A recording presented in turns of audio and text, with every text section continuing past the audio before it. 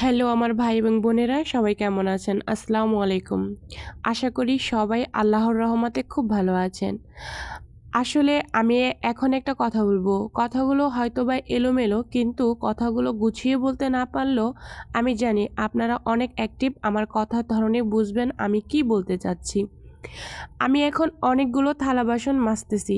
আমার হাতে দেখুন, লক্ষ্য করুন, একটা ডান হাতে একটা কালো দাগের মতন আছে। ওই দাগটা প্রসঙ্গে আজকে অনেক কথা বলবো আপনাদের মাঝে। আমার এই ৫ মিনিট বা ৪ মিনিট ২৯ সেকেন্ডের ভিডিও যদি কারো শুনতে ভালো না লাগে, ধৈর্য ধরতে না পারেন, তাহলে মনে রাখবেন এই প্ল্যাটফর্ম আপনার জন্য না। কারণ যে প্ল্যাটফর্মটা আপনার জন্য, সেই প্ল্যাটফর্মে আপনি নিজের বক্তব্যর সাথে সাথে অন্যর বক্তব্য শুনতেও পছন্দ করবেন এবং ধৈর্য ধারণ করবেন। কারণ অনেকে আসে এই প্ল্যাটফর্মে ইনকাম করার জন্য, আবার অনেকে আসে এই প্ল্যাটফর্ম ভালোবেসে। আমি এসেছি ভালোবেসে, ইনকাম করার জন্য না। তবে হ্যাঁ, ইনকাম করলে মন্দ না, এটা তো খুব ভালো কথা, তাই না? যে আমি ইনকাম করতে পারছি। কিন্তু এইটা আমি যদি মনে করি ইনকাম করার জন্য আসছি, তাহলে এটা আমার জন্যই খারাপ। যারা মনে করেন যে ভালোবেসে থাকতে চান, তারা এই জায়গাতে ইনকাম করতে পারবেন। আর যারা মনে করেন যে এই জায়গায় ইনকাম করতে আসছেন, তাদের জন্য এই প্ল্যাটফর্ম না। কারণ এই ৪ মিনিট ২৯ সেকেন্ড বক্তব্য তাদের জন্য না, কিন্তু যারা ইনকাম করতে চান, ভালোবেসে থাকতে চান, তাদের জন্য। তো এখন আমার ওই কালো দাগের প্রসঙ্গে আমি কিছু কথা বলতে চাই। এই কালো দাগটা আমি সাংসারিক কাজের জন্য রান্নাবান্না করতে করতে আমার এই কালো দাগটা হয়েছে। এই কালো দাগটা হয়েছে আমি রান্না করার সময় কড়াইতে হাতে আগুনের তাপের সাথে কড়াইতে ছ্যাঁকা খেয়েছি, তার জন্য আমার এই হাতের আঙুলের দাগটা। তো এখন অনেকেই বলবেন যে এটা আর খারাপ কি, বা এটা আর ভালোই বা কী? হ্যাঁ, এটা খারাপও কিছু না, এটা ভালোও কিছু নয়। সংসার জীবন এমনই হয়। রান্না করতে গেলে একটি মেয়ের ছ্যাঁকা খাওয়া লাগে, হাত পুড়ে, অনেক কিছুই হয়, হাত কাটে।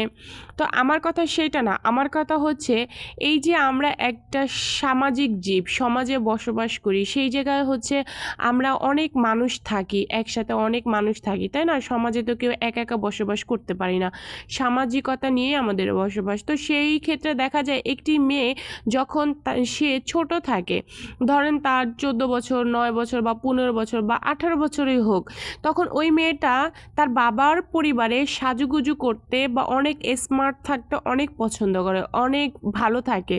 তো অনেক মানে একটা টসটসা আপেলের মতন। কিন্তু ওই মেয়েটা যখন বিয়ে হয়, তখন তার চেহারা এতটাই পরিবর্তন আসে, হাত পায়ে নখ অনেক পরিবর্তন আসে। সেটা হয় তার সংসার বা সন্তান বা পারিবারিক অন্যান্য সব কিছুর মিশ্রণে। কিন্তু একটা মেয়ে যখন সাজুগুজু করে, সেই সাজুগুজুটা বিয়ের আগে যখন সে স্মার্ট থাকে, তখন তার এলাকা, পাড়া প্রতিবেশী সবাই তাকে খারাপভাবে দেখে, যে মেয়েটা দেখো বাবা কী করে আর সে কত স্মার্ট থাকে বা অনেক সাজুগুজু করে, বা কত বদনাম, কত ঘটনা, কত রটনা, কত কিছু হয়। মানুষ এটা দৃষ্টি কটুরভাবে দেখে। কিন্তু এই মেয়েটাই একসময় সাংসারিক জীবনে এসে দেখা যাচ্ছে যে তার অবস্থা খুব নাজেহাল হয়, বেহাল দশা হয়ে যায়। তখন এই মেয়েটাকে যদি পরবর্তীতে কেউ দেখে, তখন বলে, হায় আল্লাহ, তোর এই কী অবস্থা? তুই এখন মাথায় তেল দিয়ে থাকিস, মাথা আশ্রাস না, কেমন হয়, মুটিয়ে যাচ্ছিস, বুড়া হয়ে যাচ্ছিস, ভালো লাগে না, দেখতে অসুন্দর লাগে, তোর সংসারে কি সুখ নাই, তোর সংসার কেমন, এইটা সেটা, আগরুম বাগরুম ঘোরাডিম, অনেক কিছু।